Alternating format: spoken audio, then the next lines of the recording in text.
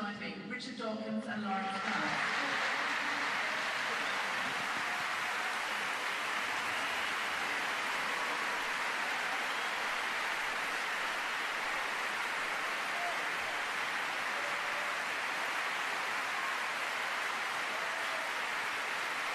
Krauss. If species change, was there a first person?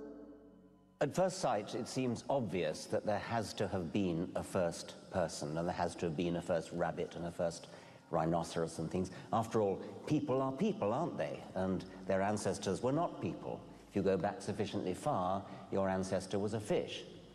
Mustn't there have been a time when, so to speak, the last Homo erectus parents gave birth to the first Homo sapiens baby? And the answer is no. There never was a first person.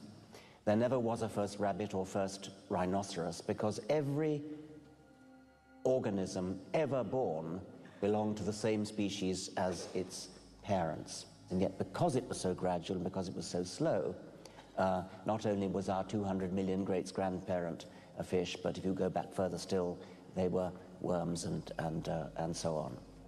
And one suggestion that's been made is that people really have difficulty grasping the idea that animals turn into other animals so imperceptibly that you can hardly notice it.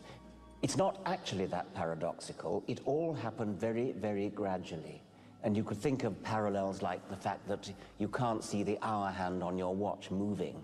At some point, we cease to think of ourselves as middle-aged, and we start to think of ourselves as old. But nobody ever goes to bed middle-aged and wakes up and says, "I'm old."